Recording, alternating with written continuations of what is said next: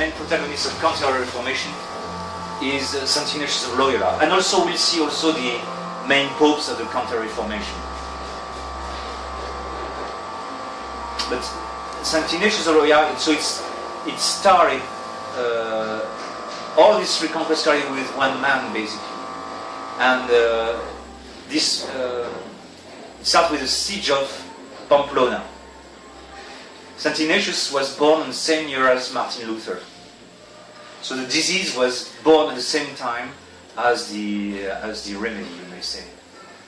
And the turning point is the life of Saint Ignatius, is the siege of Pamplona. So the French armies were always pushing down the Pyrenees.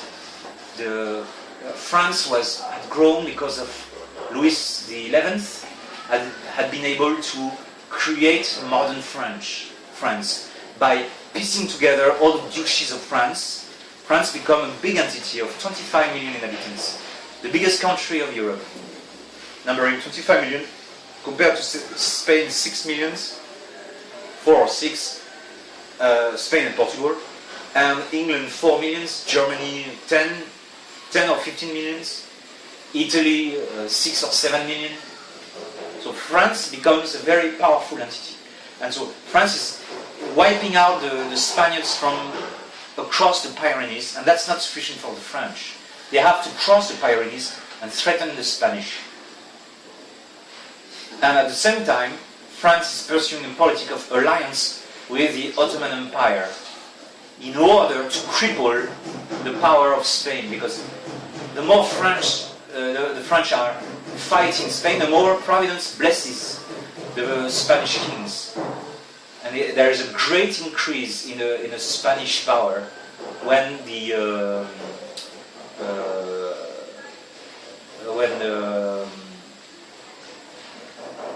Maximilian of Habsburg marries I think Juana Loca, I think, and then there is a union of the Spanish crown with the crown of the Holy Roman Empire. And France is all the more scared. So France, number one enemy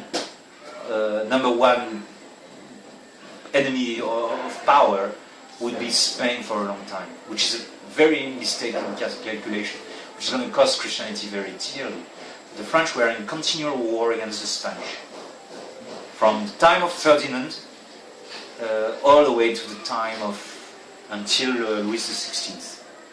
France will be always hostile to Spain. It's very unfortunate. But nevertheless, the French always argue that they are the ones who started the Counter-Reformation by shooting a cannonball that landed on the leg of Saint Ignatius. Yes? Yes? Saint Ignatius is broken. So he goes to a castle there, and he's got nothing to do. His leg is, kind of fixed. The doctor, attaches it nice, tries to attach it nice, and so he's sitting there, and he's got nothing to do. And in this castle, probably a very pious duchess or whatever, and she had plenty of lives of the saints. He's got nothing to do. He knows how to read perfectly, so he goes through all the lives of the saints because he's a nobleman and he likes nice stories. So he reads all the stories of the saints, and he's quite impressed. It does not convert him. He's not yet converted.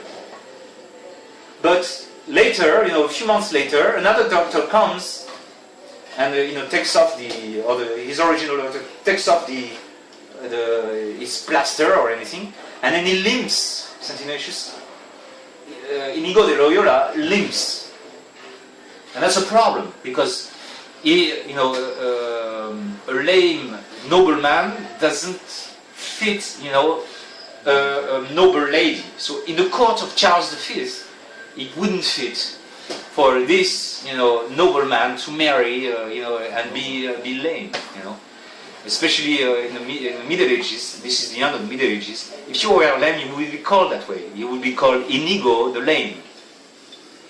So he called another doctor and says, "What happened?"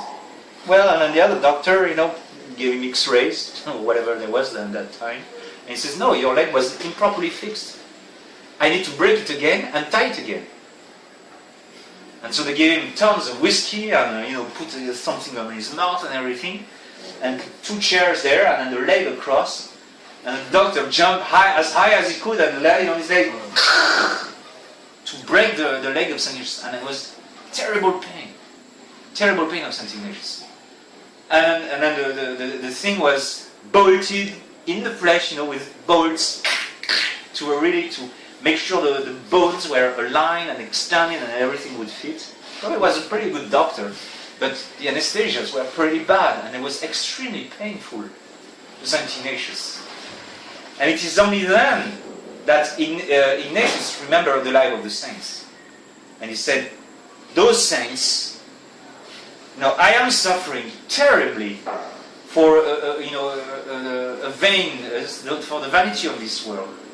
And I'm not going to get much of a reward out of it. I'm not even sure I'm going to get this duchess or countess and this estate and this position in the court of my king.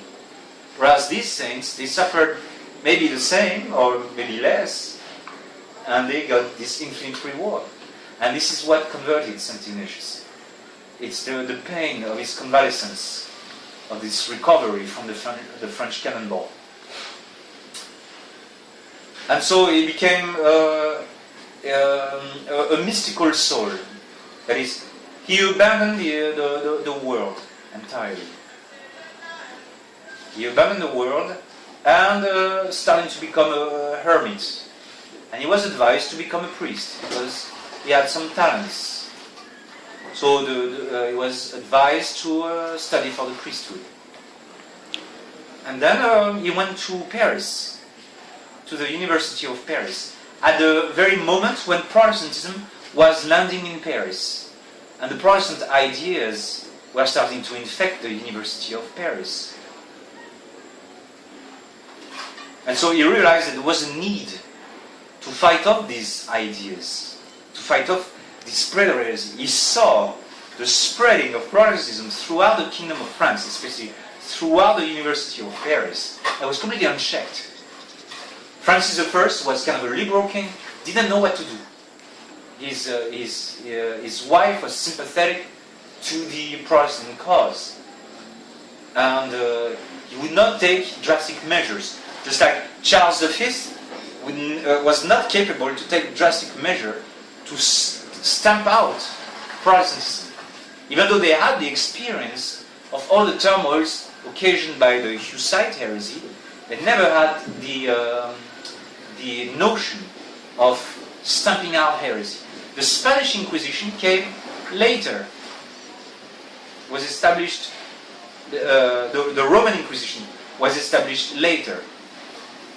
And then the Spanish Inquisition did not crack down on Protestantism severely at the beginning of Protestantism. And that's why some historians say it's the fault of Charles V. We did not stamp out Protestantism. But all the kings at the time were weak, except you would say the Medici in Florence, or the Italian potentates, the Doge of Venice. They would crack down on heresy very strongly in Italy. But as far as France and Spain was concerned, for some reason the monarchs would not crack down. And heresy was spreading. St. Ignatius was there in Paris, and he saw with his own eyes the progress that Protestantism was making. So he started to have 9 disciples. 9 disciples. And they started, they asked the advice of the Dominicans, should we start something? And the Dominican says, yes, do start something. Then at the same time, in his tribulations, St. Ignatius was suspected. Of heresy and thrown into prison. Like St. Teresa was suspected. St. John of the Cross was thrown into prison and was suspected. So in Spain proper, there was suspicion against Protestantism. They thought it looks like St. Ignatius was a weirdo, a very bizarre man, with coming with a new style, very austere. So they didn't know, he was misjudged several times over. And his biggest trial at the beginning was that his 9 first disciples left him. There's also very sorrowful beginning of great order. It's around that time. It's another split in the order of Francis between the Observant and the Capuchins. As the Observant branch was starting to become a little bit decadent, a few monks left the Observant and split, just like we do right now. But these ones became Calvinists, all the 9 of them. One of the 9, recovered from Calvinism, I'm not sure, or one of the monks that were trained by these 9 originals converted back into Catholicism and continued the Capuchin branch of the Order of St. Francis, which branch becomes huge later on and gave a very big saints. Padre Pio, St. Lawrence of Brindisi, and others, plenty of saints, and was a great part in the Protestant, in the Catholic Counter-Reformation. But the Capuchins, just like the Jesuits, the beginning were very painful to St. Ignatius. He was in Paris, he was completely alone, and also he started his studies at the age of 40. Now, at that time, mayors would die. I mean, the life expectancy was 50 years. If you exclude the babies, it was probably 55, 60 years. If you were 40, you were an old man already by that time. And especially St. Ignatius was laboring very much because his memory was not very strong. At the age of 40, we cannot memorize very easily. Especially if you were a man like him who was always in a career of arms, was always fighting. So he was not, a big brain. He was not the smartest. And so he had to sit on the bench at the university, and he had to require the help of others sitting by the bench. And there was a very brilliant Spaniard who was there also, and with great ambitions, was sent by his mother there, and to study at the best university in Europe, and to graduating from it, he would be a canon in a diocese, and because of his great name, because bishops at that time were only taken from the ranks of nobility.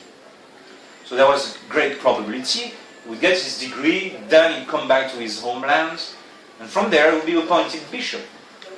And because of the influence of his family, possibly he would become a cardinal. And St. Ignatius asked him, and what about after that? Well, maybe I become a pope, but and what about after that? And after, and after. And St. Ignatius tried to explain to St. Francis, what does it profit a man to win the whole world if he loses his soul? Because most of the clerics at that time had the ambition to pursue a clerical job.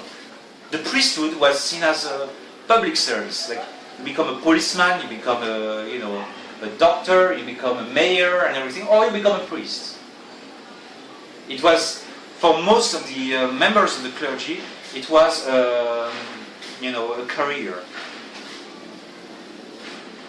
Which explains the dire state of the Catholic Church at the time. So, not the worthiest candidates were appointed. They had to know a few technicalities, and the bishops were taken from the rank of nobility, so as a consequence, you had educated bishops at least, but they were not that perfect, they were not that great. They didn't have also a great concern for the souls. Most of the bishops at that time would not take residence in their diocese. They would appoint a vicar general, and they go and enjoy the revenues of the diocese. And they would accumulate also the benefices. The Catholic Church was not able to rid itself from the corruption and the accumulation of benefices. So they would have several titles of several churches, and so they would grab the collections or cream the collections for their own revenues. So there was a great decadence in Catholic Church. This was fertile ground for Protestantism. And also the University of Paris was corrupted by nominalism, by all those doctors who had departed from the simplicity of the scholastics, of the good scholastics, and especially St. Thomas Aquinas, and they had come to confuse the knowledge of the University of Paris, which was still great. There were still great teachers like Gerson and the others, and St. Ignatius had great teachers, but there was a crisis. at the University of Paris. But St. Ignatius was able to convince St. Francis Xavier, because he had noticed the fire that was in Francis Xavier. And so after this great trial of losing his 9 original followers, then he strikes gold with St. Francis Xavier. And other, join themselves, like Lennes and then the other members. Most of them, a few French, but most of them Spaniards. And they go to Montmartre, it's a mountain of the martyrs, and it is there that they pledge the first, for the first time, that they pledge their vows, and they are constituting of a little army of priests, a saint, whose vocation would be simply to catechize the ignorance. That's how the Jesuits started, very humbly, in a very humble way. They simply wanted to catechize the ignorant people. It's the same problem as we see today. The crass ignorance of the Catholic population, which is good ground for the heresy of Protestantism at the time of Ignatius. You will have other saints who do that thing before St. Ignatius. Famous one is St. Dominic, whose rosary is a catechism for the little ones. And after St. Ignatius, the most famous one is St. Alphonsus of Liguori, who did the Congregation of the Redemptorists precisely to perform missions and instruction of the poor people, of the simple people, and in order to preclude the spread of Protestantism. Don Bosco would do the same, and that's always a recurrent necessity to catechize, as you shall do, once I'm gone from here.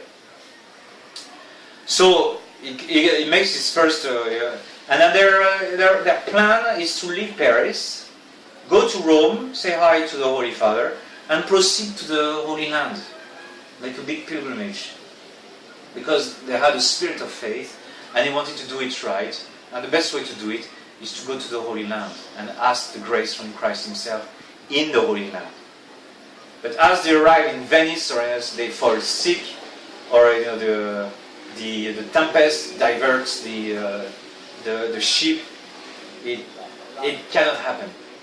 So they stay around in Italy, and St. Ignatius sends his first members across Italy to evangelize. Some of them get beaten up, arrested, or whatever, but the predication of St. Francis Xavier becomes very successful. And the predication of St. Ignatius also is very successful. And because they are so saintly, so mortified, their words are full of fire, and the crowds are raised into the faith. And this catches the notice of the Holy Father, who approves the constitution of the Jesuits and establishes the order from Rome. So St. Ignatius takes his residence from Rome. A little house is granted to them, where they start the first house of the Jesuits. That grows, many candidates grow, are interested. From there, they open a house in every country of Europe. Those things in turn do grow. And St. Ignatius is starting to raise an army. The army grows very fast because Christianity is still strong. Whereas today, if we want to restart something, you are not going to find much, because there's not much left of the Catholic Church, or of the Catholic faith, or of the Catholic tradition. Whereas St. Ignatius, it could be, spread like wildfire, and very quickly he was able to set up powerful houses everywhere in Europe. It doesn't mean that they did not still face difficulties, because for 50 years, the schools of the Jesuits are going to be complete failures. They're going to have problems with teachers. The priests in the schools are going to be inadequate priests. So the school will run in a red financially. There will be complaints of the parents. There will be complete indiscipline in those schools. See, what we take for granted is that the Jesuits are great. They know how to teach and everything. That was not the case for 50 years. They had a massive setbacks in all their colleges that they opened. all across Europe. Their colleges and high schools didn't work very well for 50 years. It took them a long time. But after having failed repeatedly, they eventually got it, how to run their college. And these colleges, the Jesuits, are also one of the main explanations of the success of the Jesuits. The other secret of the Jesuits is a combination between the Jesuit college and the formation of the priests. The formation of the priest is longer, and it's interrupted. That is, the seminarian interrupts his theological studies in order to teach in the school. Some priests also teach in the school, but also the seminarians also give the classes in the school. So the teachers are for free. It's a system, it's a self-feeding system that helps to train the seminarians in a practical situation of teaching. So it helps the seminarian in his training. It helps him to apply his knowledge and to transmit it to his younger students. At the same time, because the candidates to the priesthood are teaching the students, they inspire the boys to have a vocation.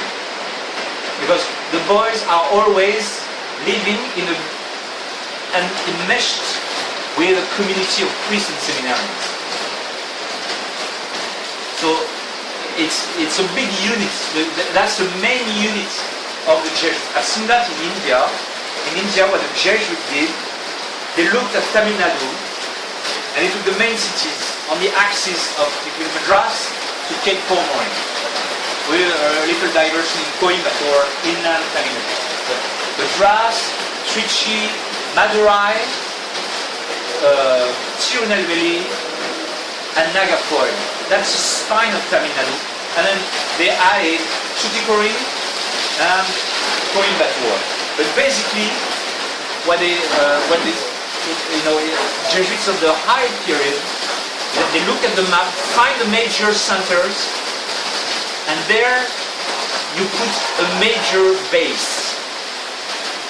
You put a major base, and you combine the seminary with the high school and the university. And then you let the massive presence of this community of priests. There are usually 10, 20 priests with 10, 20 seminarians or more seminarians. You let them have a great influence on those boys. And because of that, you have a higher probability to get vocations. And also you got a good follow-up, because those boys are well known by the teaching priests of the seminary in advance. They are well known, so the follow-up is perfect. They take you from the cradle and they make you a perfect soldiers at the end. Now from these major bases, and from there they send the missionaries in pairs. And there's great lightness. And then there they are very light cavalry. And they open churches everywhere, as we do when we run our missions. So it's a very effective technique which implies both concentration and economy of means. Because in one house, they do what we do in several houses. An economy of means. Because these flying Jesuits, these flying pairs, are very effective. They are very mobile. They lead up to the most famous case is the Jesuit reduction in South America, where two Jesuits will run one single reduction of 6,000 Indians. Now, two priests will be there on Sunday to provide the sacraments for the 6,000 Indians. On a weekday, one would stay behind in the village, take care of the last rites, the sacramental needs, and run the show there, helped by the Jesuit brothers. The other priest would go in the forest and convert the natives from the forest. He would return at the end of the week in order to help his confrere and to debrief, the situation within. But a very light structure on the ground. The ground is very light, very mobile. very flexible. But you have in the major places a major nest, the Jésuite, Grand Jésuitier, I would say in French. Scholasticate of the Jesuits. So a big entity, which was very fruitful into producing more Jesuits. But it was through trial and error. Lots of errors were committed at the beginning, and lots of failures took place. We even see that in the life of St. Francis Xavier.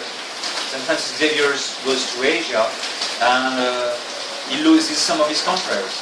One of his confreres is obese, and he dismisses him. The other of his confreres St. Francis delegates him to run the seminary in Goa, and he fires all the seminaries. He dismisses them all because he's a perfectionist. So when St. Francis returns, there are no priests being ordained from that seminary, and so he has to dismiss the rector of the seminary of Goa. That's another major failure. But St. Francis would never be disheartened at this thing. He would always push further, all the way to Kyoto in Japan. And there he fails. He doesn't find the emperor, kids are throwing snowballs at him, and he's despised, and he's fruitless. And on the way back, he's managed to convert a Christian community in Yamaguchi that quickly grows to 2,000 souls. They get all slaughtered later on in a civil war, because it's the age of the Sengoku Jidai, the age of the warring state in Japan. But I'll talk to you later about that, but it's we must clearly see that there were many failures in the early Jesuits, even in the later Jesuits, but they were very enterprising. I think the biggest failure of the Jesuit order in the ancient time was the superior of Japan, who apostatized, became, to save his king, became a Buddhist, apostatized, and advised the Japanese emperor on how to stamp out Christianity by a registration of the Christian and the fouillé, the stepping on the sacred images to find the Christians. That's the most historical, I would say, the most historical failure of the Jesuits.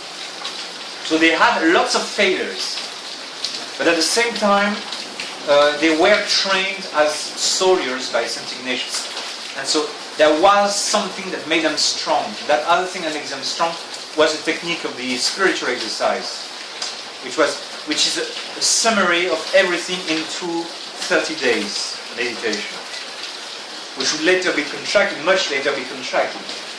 And also what made also the difference between the Jesuits and the other priests was the rule of the discerning of spirit of St. Ignatius, that really helped in the direction of soul. Now, that held the constitution of a Catholic elite at the time of St. Ignatius. What you need is not just an elite of priests, but also an elite of lay people to resist Protestantism, the spread of Protestantism. And many more saints were unable to appear at that time, on the occasion of the Counter-Reformation. We have a very small quantity of saints in the 15th century, whereas it's a difference from 1 to 10 almost between the 15th century and the 16th century. The 16th century sees lots of saints, because always when the church is under attack, there is a greater abundance of grace.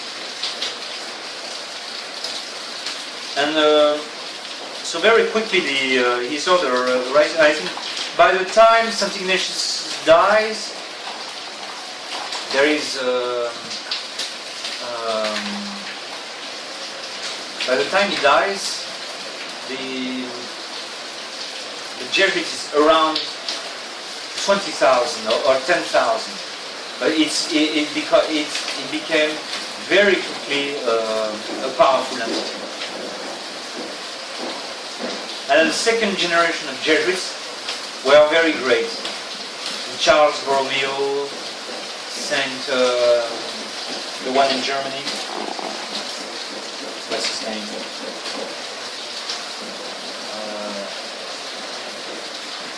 I don't remember his name. The one who converted Germany. Saint Boniface? That's before Saint Ignatius. There was a Jesuit single-handedly, I don't remember his name, but you have a new generation, the next generation is very powerful, very strong. And then they are propped up also by the example of Saint Francis Xavier for the opening of mission territory. And so they are very active everywhere in the world. And they keep on expanding and expanding and expanding. And they are, they were a source of annoyance to the other missionary order. It was always depressing, one of the French missionary was always depressed because when they failed, when a mission would fail, it was always picked up by the Jesuits who would turn around the mission and make it prosperous. It was always depressing for the other orders. Why the Jesuits were always able to make it, and they always make it very insolently powerful. Because they had a military technique. It was a military style, way of fighting. Like the Terceros, this invincible Spanish army that reigned over the entire 16th century. It was impossible to crack the Spaniards on the battlefield. Only a few defeats did they suffer, at the hands of the English or at the hands of the French. But most of the time they were invincible. So that's the other aspect of Counter-Reformation is the crucial pope, I think, of the Counter-Reformation, if I'm not mistaken. I think it's Pius III, the one who convoked the Council of Trent. And with the Council of Trent, the Catholic Church is going to establish clear defenses. Like you got your Catechism of the Council of Trent I gave you? No, it's in your room, okay? The Catechism of the Council of Trent is a clear layout of the Catholic dogma. And it prevents, well, the Council of Trent is going to set up a line of fortification beyond which the Protestantism won't be able to cross. I don't know what's the time now. 4:10. 4:10.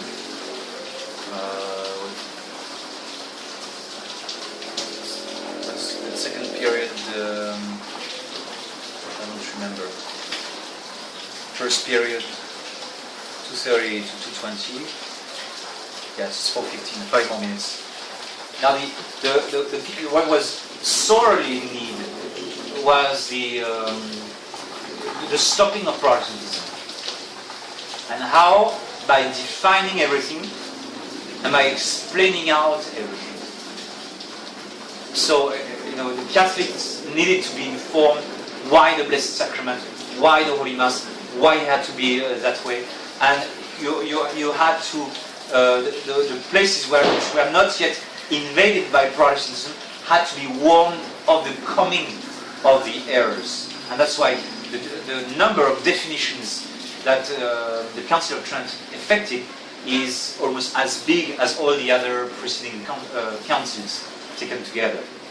Because they defined everything.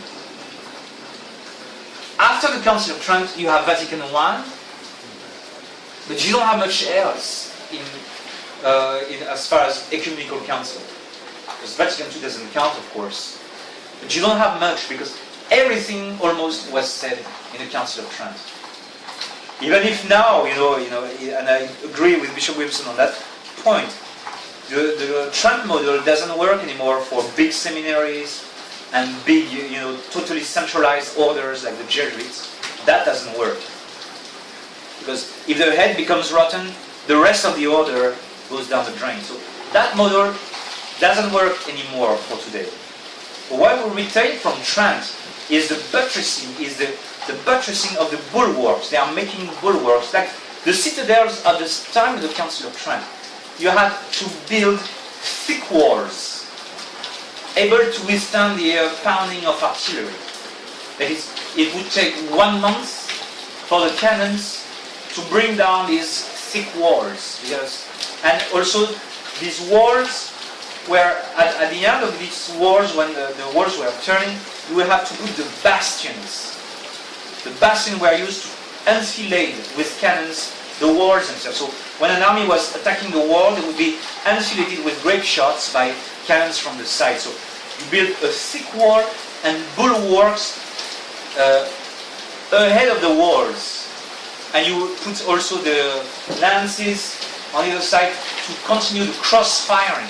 So the approaches would be denied to the army approaching the citadel.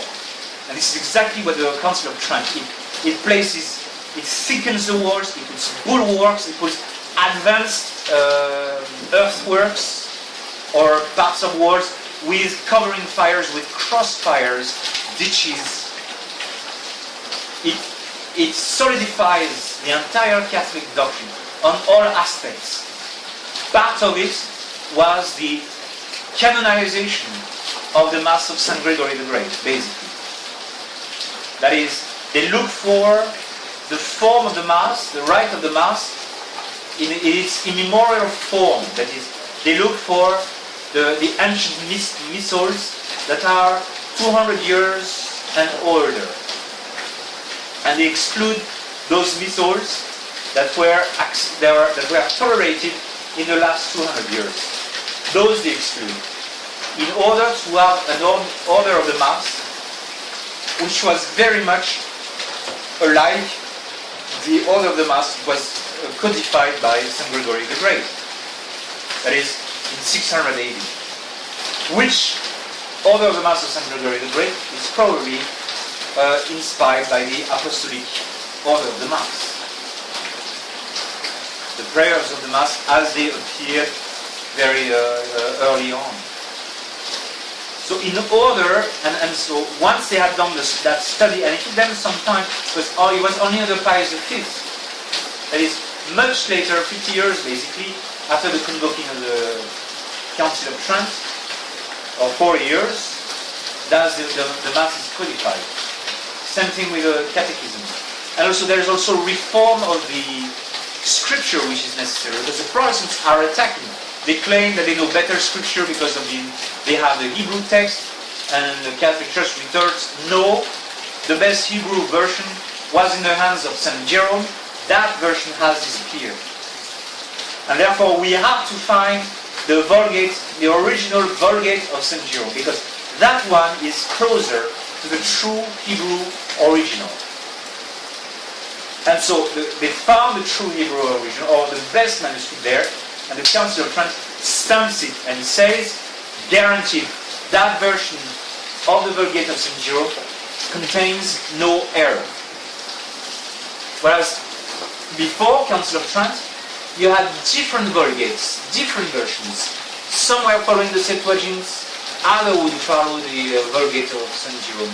And there was defective translations of the Septuagint, and there was corrupted translation of a corrupted Hebrew text. And so the versions of Scripture were innumerable. So this unification, correction, buttressing, everything, all the aspects, and also the Council of Trent decrees the reform of the Catholic Church.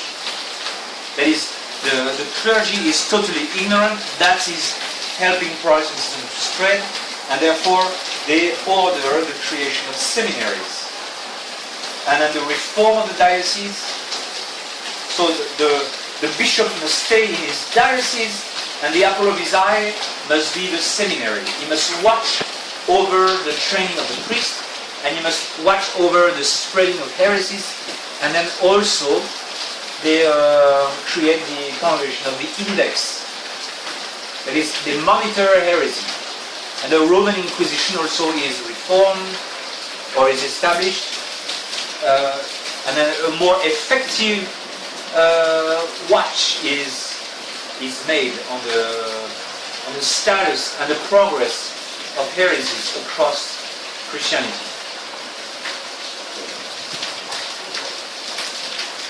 And also what is made mandatory is that the clerics have to wear the clerical garb, that the bishop must be in his residence, the parish priest must be in his parish. And that was unheard of before, because before, the main thing was to take the benefits. If it's the time, you tell me it's over. Okay. Yeah. Okay. So there was massive chaos, and that was to be remedied by the reforms of the Council of Trent, together with the reforms of the good popes of that time, Pius III, Paul IV, the famous, the one who wrote the Bulla Cumex, Sixtus V, and especially St. Pius V. All these popes of the Counter-Reformation are different popes, it's different style of papacy. The papacy, you got Pius III and Paul IV still have defects, but they are getting busy. They are starting to really work. Was Leo X, the one who condemned Luther, he wrote the bull Exorgi Domine, but he didn't do much. He did the job condemning Luther, but he didn't stop the spreading of heresy, because he was a decadent, Medici Pope. Julius II, he was a great artist. He commissioned St. Peter's Basilica, and so on and so forth. And he loved to fight, enter the cities in full armor, get down with his horse, takes off his armor, puts on his pontifical vestments, and says, So he was a Renaissance Pope. But you got a new breed of Pope. You got these interval popes who still have defects, they have nepotism, they had probably a bad life before, but they are getting busy, getting active. And then they are getting serious, the chancelleries, the embassies with different countries, and they are getting very concerned about the missionary work of the Catholic Church. They are being concerned about the schools, the seminaries. They are starting to pope again. The authority of the Catholic Church is getting its act together in the middle of the century, together with this other big race, Christianity, where the Catholics, great Catholic kings of the time, and the great Catholic heroes. We'll see that next time. Great time, Father.